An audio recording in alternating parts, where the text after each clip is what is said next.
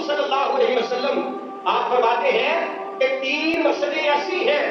کہ اگر تم ارادتاً ان مسجدوں کا سفر کرو گے تو اللہ تعالیٰ تمہارے گناہوں کو معاف فرما دے گا۔ عرض کیا گیا یا رسول اللہ صلی اللہ علیہ وسلم حضور وہ 3 مسجدیں کون سی ہیں؟ میرے اور آپ کے آقا مولا نے فرمایا کہ میرے صحابہ ان میں سب سے پہلی مسجد جو ہے وہ مسجد حرام ہے، بیت اللہ کی مسجد ہے مکہ مکرمہ میں۔ فرمایا اگر کوئی بندہ ارادتاً قصد کر کے نماز ادا کرنے کے لیے بیت اللہ میں آتا ہے تو فرمایا اللہ تعالیٰ ایک ایک قدم کے بدلے اسے نیکیاں بھی عطا فرماتا ہے، اور جب لوٹ کر واپس آتا ہے تو میرا رب اس کے سارے گناہوں کو معاف فرما دیتا ہے۔ آقا صلی اللہ علیہ وسلم نے فرمایا دوسرا،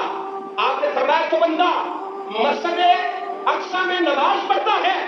پھر لوٹ کر واپس آتا ہے تو میرے آقا نے فرمایا میرا رب اس بندے کے سارے گناہوں کو معاف فرما دیتا ہے۔ اور تیسرا علیہ السلام نے فرمایا میری مسجد یعنی مسجد نبوی جو مدینہ منورہ میں واقع ہے، میرے آقا نے فرمایا جو اس نیت سے سفر کرتا ہے کہ میں مسجد نبوی میں جا کر نماز پڑھوں گا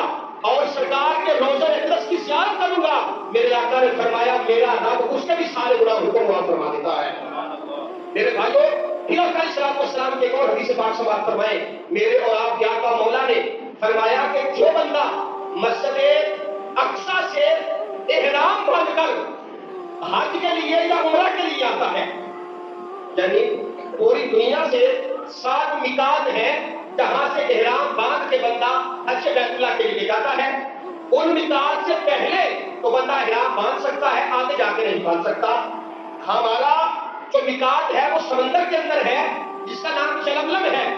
اور ہم جاتے ہیں تو پہلے احرام باندھ لیتے ہیں، اگر وہاں چلے جائے تو جو مسجد میقات ہے وہاں جا کر باندھنا پڑتا ہے۔ تو میرے بھائیوں آقا علیہ السلام نے فرمایا کہ جو بندہ اس نیت کے ساتھ آئے کہ وہ مسجد اقصی سے احرام باندھے گا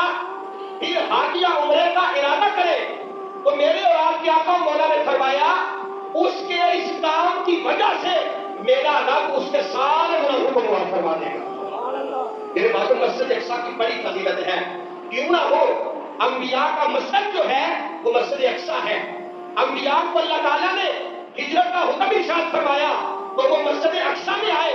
انبیاء علیہ السلام کو جب آرام کی ضرورت پڑی تو اللہ نے انہیں بھی مسجد اقصی یعنی فلسطین جانے کا حکم ارشاد فرمایا۔